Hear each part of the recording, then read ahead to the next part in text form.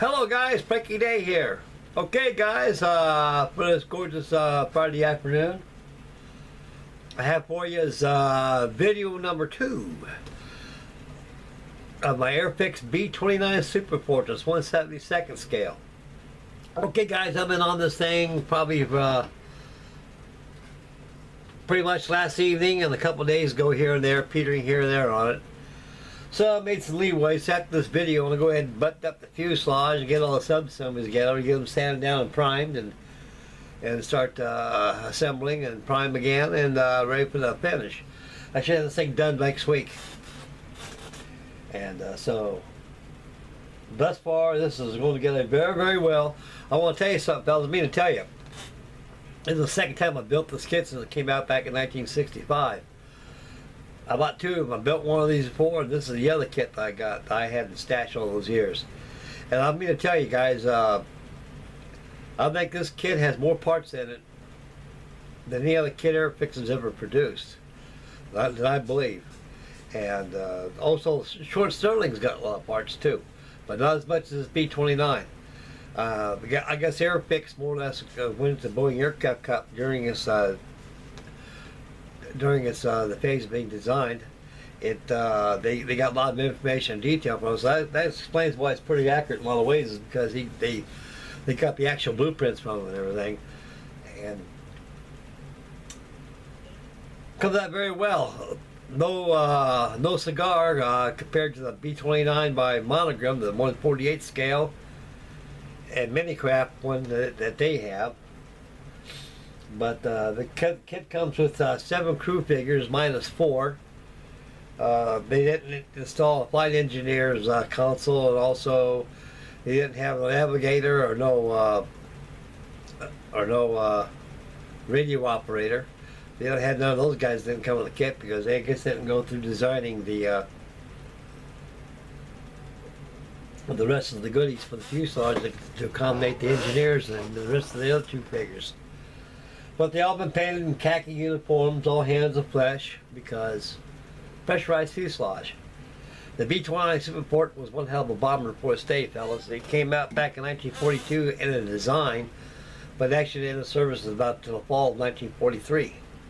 And in 1944, they were really in development then, and they were during the island hopping campaign. They flew them over all the way to the island. They had a hell of a range, with a wingspan of 141 feet and a fuselage of 99 feet or something like that. And the runway of a B29 that consists up to 2,000 feet or more. And they were very hairy getting off those islands hopping campaigns, especially like Iwo Jima and Guam, especially Iwo Jima, because those islands are right off the water. It's like an aircraft carrier. Same principles as that with an aircraft carrier. You got that runway like that, and where that runway ends, you got to drop off right into the ocean. So you better get out. You better get off the ground before you and get your undercarriage up before you go over the side into the drink. Okay, guys, the detail of this kit is excellent for the time. Nowadays, a lot of dick picking here and there, but it's just a common Airfix kit of that era. I love these old kits. Okay, guys, we'll take a look at this. I'll show how far old Frankie Day got done on it. Okay, guys, on the starboard side of the fuselage, I got the tunnel. It was all the way through the forward cockpit compartment up after the gunner's compartment. One thing Airfix didn't incorporate is they got a set of bunks back here. Right underneath where that turret's at, they got a place where they sleep at back here. And plus, over in this area here, there's no flight engineers, radio operator, and navigator compartment behind the pilot. So I imagine they just put in as much detail as they could at the time, and then say, hell, they can see it anyway, button up the fuselage. In their eyes, that's probably the way they seen it. They just gave just enough detail to see it from the front end of the fuselage and the canopy, and when the bomb bay doors are open, you can see the tunnel and the bomb racks where the bombs are at. everything else is going to be closed off. You ain't going to see nothing. Just like that on my Becky Form PBM Mariner I done in a spell back. I built that thing up like a real one. Same thing with the Glowmaster, and same thing with all vacuum form kits that need interior details. Port side of the fuselage, minus the turrets and the cockpit floor and the gunners and everything. It's just a shell right there, the bomb racks. The aircraft was primed first, airbrushed interior grain, and gave it a black wash, let dry, come back and work out the wash with water, kind of tone it up a little more. Comes out pretty good. Before I button up the fuselage, I got these parts right here I gotta do. I got the rudder, got the nose wheel, and I got the tail stinger, the tail gun. This thing's a gimmick model. It works. The rudder works, the landing gear goes up and down, and the ailerons work, bomb bay doors open, does everything but fly. I like gimmick models like that, and believe me, the gimmicks in this model is very strong. You can play with it as long as you want to and you never break anything. But the most complicated parts there is in gimmick models is the Grumman Gulf Hawk and the F3F, and also the 80 Sky Raider by Revell. They were actually king gimmick models. Them things were beautifully designed. But I love this B29 right here. This is a good kit. Airfix has been around for a long time, and I love these old Airfix kits. Okay, gentlemen, we're going to take the camera back to yours truly, finish up the video, and show you and tell you what's on the agenda. I should have this thing done next week.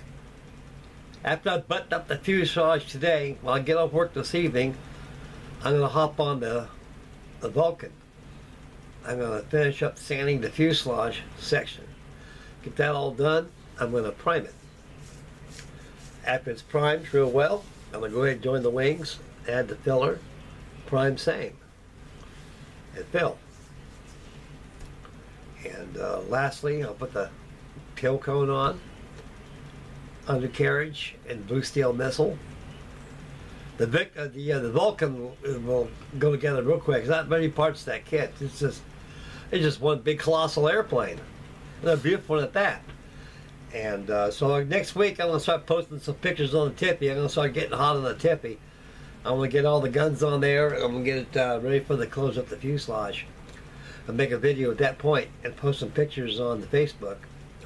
Mr. Mark Lamott's Facebook page of the Tippy, Snippy Tippy build. And Snippy Tippy build, that's it. Yeah, beautiful build it is, guys. I haven't seen a lot of good stuff on there. A beautiful job. Martin's doing an excellent job on his Tippy. He knows there's a lot of parts to it. Boy, I like those. I like those magnifiers he's got. Martin, this is just for you, buddy. Here's looking at you, bud.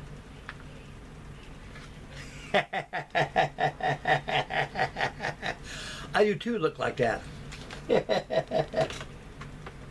That's funny, fellas. When a young man, we're all young one time, your eyeballs, you can see a pimple on that ass at 600 yards. But man, we get being old, fart in the wind. By the time you get in your 40s, your eyeballs start to change a little bit. Like you start wearing these readers. And you really want to see good. If you really want to see better, there you go. So far my eyes remain the same. I got good eyes. So when I take my glasses off and rest my eyeballs a while and look around, I can see some parts that ain't right. And I tear them apart and do it over again. Okay guys, on the last comment on the camera, Mr. Martin, not Martin Lambert, Mr. Martin Lambert was, whoop, get tongue-tied again. Yeah. Warren Blanche. He commented on my camera. He said, "Hey Frank, how about shake down that Canadian 415? I mean, this one right here." He goes, "Yep. I'm gonna be doing this too, guys. I'll start on that probably tomorrow." So I got 1, 2, 3. I got 4 going. This thing can be done next week. The Vulcan probably be done probably a few days after that too. Then I'll hop on the can air and start getting that tippy shaken up. That's what's on the agenda. Then as winter gets here, I'm gonna be probably back on the North Ski Love and some other ship builds I gotta be doing, get them down of the way. And right now, I'm gonna get this B29 fuselage on button up before I shove off, go to work. And that's about all I can say, fellas. Oh yeah.